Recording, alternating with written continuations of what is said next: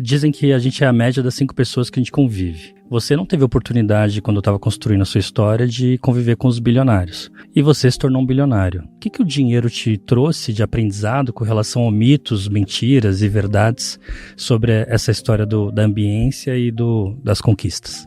Vamos lá. Eu não sou um cara determinista.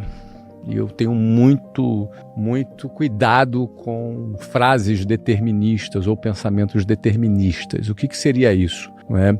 A frase, o ambiente muda tudo, ou então, o ambiente sempre ganha. São frases que eu ouço no meu meio, que eu convivo. Eu não acredito dessa forma. Eu acredito que o ambiente influencia, mas o ambiente não decide, não determina. Não determina. Então o perigo da gente ser determinista é nos tornarmos vitimistas, porque o resultado do determinismo é o fatalismo. E o fatalismo nada mais é do que o vitimismo. Então, eu não acredito no vitimismo. Eu acredito que nós somos protagonistas.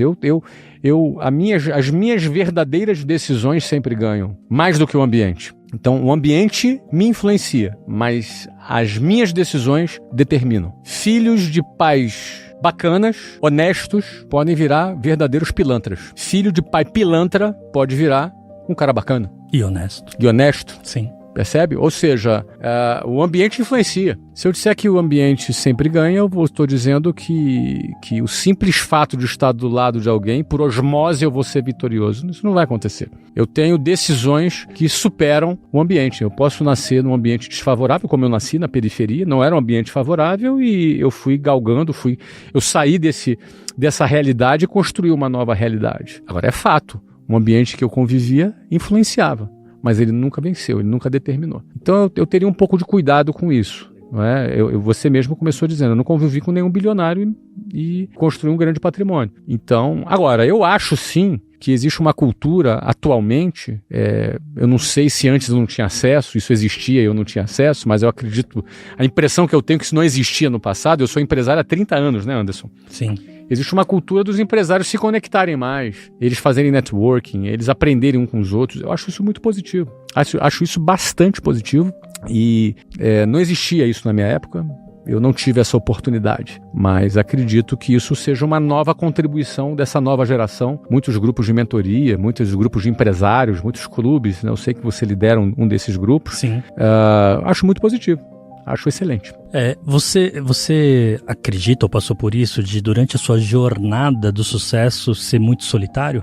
Cada vez você foi crescendo mais, de algum modo as pessoas vão, ou você vai se afastando das pessoas por questões estratégicas, por questão de segurança, não sei? Geralmente, um empresário, eu dou aula para empresários há vários anos. Acabei de sair de uma aula agora, tinham 100 e poucos empresários. Semana retrasada, a gente fez uma turnê da Trinca com mais de 20 mil empresários. E a pesquisa é sempre, quando a gente pergunta, quem é empresário aqui? A maioria levanta a mão. Quem começou do zero? A maioria levanta a mão. Então você vai ver que 90% dos empresários, das novas gerações de empresários, começaram do zero. Os grandes empresários de grandes famílias, herdeiros, é uma minoria. A grande massa de empresários no Brasil começou do zero. Isso significa que a mobilidade social, que estatisticamente no Brasil, para uma pessoa sair da pobreza para a classe média, leva 9 gerações. Sim. O caminho para quem empreende é muito mais rápido. Só que é um caminho muito perigoso. É um caminho bastante perigoso. 80% das empresas quebram antes de 10 anos. Mas dos 20% que não quebraram, uma boa parte deles enriqueceram. Eu convivo com esses empresários que se tornaram... Nem todo mundo se torna bilionário, mas milionário e se tornar uma pessoa com mais patrimônio e construir riqueza, isso é muito comum entre os empresários. Então, só que essa jornada, muitas das vezes, ela se torna solitária na medida que esse cara que começou do zero, muito rapidamente, o ciclo de relacionamento dele já não consegue ajudá-lo.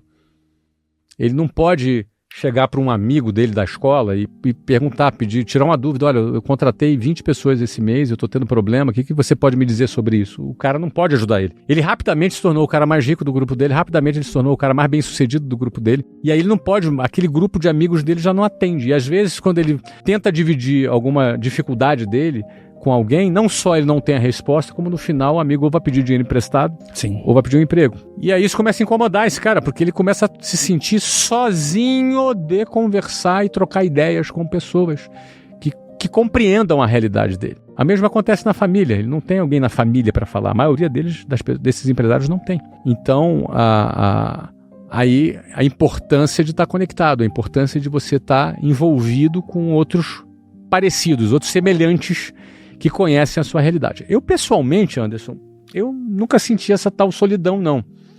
Talvez porque eu e Luciana sempre nós nos bastamos, né? Ou a gente estava muito ocupado, expandindo e crescendo, e muito cercado de executivos que a gente formava, e ali a gente formou o nosso próprio ciclo de relacionamento, com quem a gente trocava até uma certa medida com todos esses executivos, né? Mas também com algum respiro criativo, com alguns relacionamentos com quem eu cultivei ao longo desse tempo, e poderia trocar ideia com essas pessoas também. Não são muitos, são poucos. Mas eu acho que o meu crescimento foi muito rápido, né? Foi muito meteórico, tudo Sim. foi muito rápido. Então eu não cheguei nem a sentir essa tal solidão. Mas eu sei que o empresário, em geral, se sente sozinho. Você é o bilionário mais jovem do Brasil que saiu do zero, né? Então... Não sei, cara, não sei. Eu recebi esse título, eu estava na lista dos 10 bilionários mais jovens do Brasil, mas já faz 10 anos. Eu acho que agora, não sei se eu estou tão mais jovem assim. Acho que eu tinha 40 quando essa lista saiu, né? Eu já estou com 53. Então não sei se agora eu ocupo essa lista dos mais jovens. Não sei se eu perdi esse título, né? Talvez eu esteja mais no sub-60 agora. Eu tenho 53, né? Estou no sub-60. Não, mas mudei de categoria. Mas quando você conconquistou, né? Sim, na época eu estava nessa lista aí. Você falou de pobreza. Na sua visão, a pobreza ela é mais mental ou econômica? É os dois, né? A pobreza, ela é econômica também, tá? É econômica. Mas ela não é só econômica. Tanto é que você pode pegar... Existem muitos casos de pessoas que ganham na loteria e ficam pobres de novo. Porque a pobreza e a riqueza não é só um elemento econômico, mas ela também é econômica, não podemos negar que não seja. Mas ela é, antes disso, mental. Antes disso, você se desenvolve mentalmente para produzir mais ao longo do tempo, você desenvolve competências emocionais e competências técnicas que, aplicadas no trabalho ao longo do tempo, gera mais produtividade, e essa produtividade te enriquece. Então, ou seja, a riqueza financeira, ela vem de um desenvolvimento pessoal, emocional e técnico. Pessoal, emocional e técnico. Então, ninguém fica rico por acaso, a não ser que seja corrupto. Ainda assim não é por acaso, né? Ou ganhou na loteria. Fora esses casos, ou um herdeiro. O cara recebeu uma herança do nada. Agora, um cara que construiu a sua riqueza do zero, trabalhando honestamente, não foi do nada, esse cara desenvolveu competências técnicas, emocionais, e, obviamente, isso levou ele a um outro grau de produtividade com o seu negócio, até ele enriquecer. Eu não enriqueci quando eu vendi minha empresa. Eu já era rico há muitos anos, né? Eu enriqueci aos 23 anos de idade. Eu tenho 30 anos que eu sou rico já. São 30 anos, não são 30 dias, são 30 anos. Porque com 23 anos de idade eu fiz meu primeiro milhão. E com 39 o primeiro bilhão. Então minha jornada, ela permanece, inclusive até hoje. Não houve um ano sequer que eu não tenha faturado mais do que o ano anterior. Inclusive em anos difíceis, como o da pandemia. Foram anos que a gente faturou mais do que o ano anterior. Então, ao longo desse tempo, eu penso que eu mantenho ativo essas minhas competências técnicas e emocionais, e para que eu continue sendo produtivo, né? Eu gosto de ser uma pessoa produtiva, eu gosto de produzir. Apesar de tudo que eu conquistei, o patrimônio que eu construí, eu ainda produzo mais do que consumo.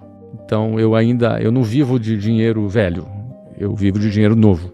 E na sua visão, você acha que o Brasil é um país que, quando você vence, tem sucesso, as pessoas te olham como uma espécie de vilão, alguma coisa nesse sentido? Eu não gosto de generalizar, Anderson. Acho que existem muitos Brasis, né? Existem muitos Brasis. Existe um grupo que celebra o sucesso, celebra a vitória. E existe um outro grupo que tem inveja, que tem uma outra visão de mundo, que acha que empresário é explorador, que acha que rico quer que pobre continue pobre, o que não faz nenhum sentido. Todo cara que é rico tem uma empresa, todo cara que tem uma empresa vende produto, todo cara que vende produto quer que o pobre fique rico para comprar o produto dele. Não é nem por uma questão de caridade, é por uma questão empresarial. Lógica. Não existe sentido. Então, isso é balela. Esse nós contra eles é um artifício político para ganhar voto. É um cabresto psicológico para gerar voto de pessoas desavisadas. Então, balela isso aí. Mas existe esse grupo que tem essa visão de mundo, né? Faz parte. Tem gente que acha que rico explora a mão de obra, né? Que é uma outra balela, porque o empresário precisa do empregado e o empregado precisa do empresário. É uma relação de mão dupla, não é? É uma relação equilibrada, voluntária, ninguém é obrigado, ninguém é escravo, ninguém é dono de ninguém. É uma relação voluntária entre o empresário que precisa do empregado e o empregado que precisa do empresário.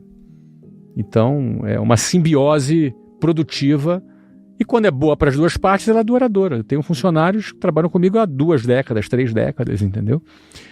E se ela é ruim, as duas partes estão livres para procurar algo melhor.